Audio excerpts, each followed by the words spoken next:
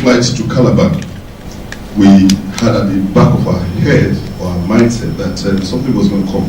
Now, the budget. Yes.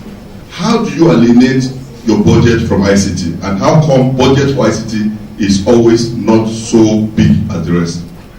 There needs to be much more awareness of ICT, the importance of ICT, what ICT can achieve, because our high-level decision makers are not as knowledgeable about technology as they should. Okay, so we can take the governors or the politicians to ICT courses.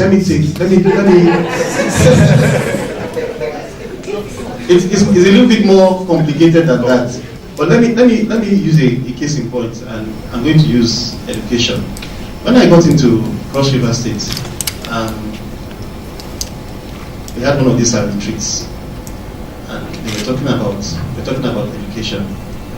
And I got up and I said that we must have a comprehensive technology solution and provision in schools that's secondary schools, primary schools, for education in Cross River State.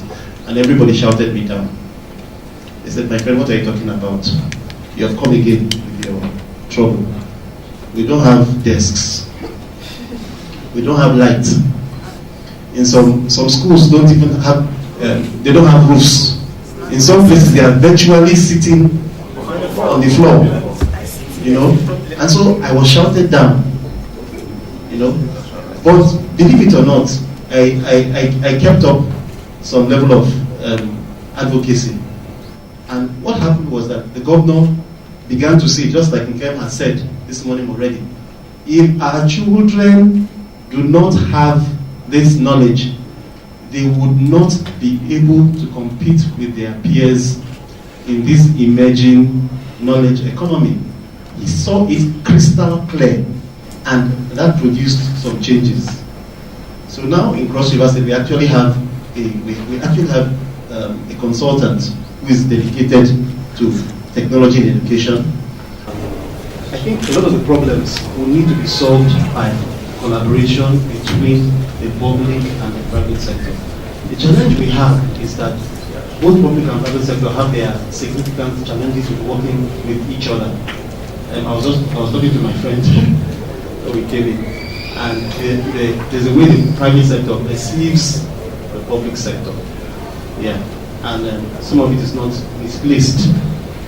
And public sector also has its own real challenges, especially ICT public sector.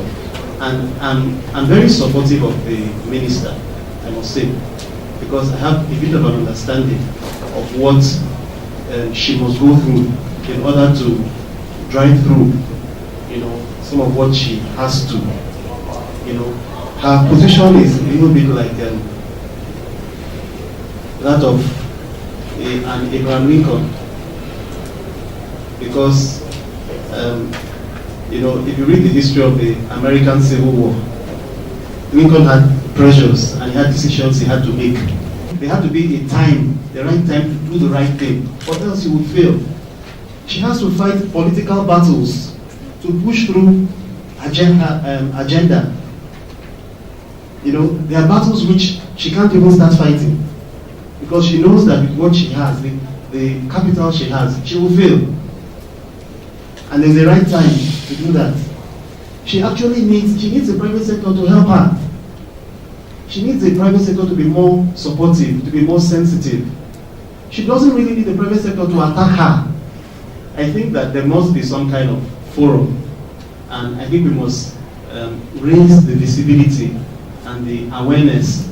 But I think we can achieve much more, achieve more with increasing visibility in using virtual forums and in collaborating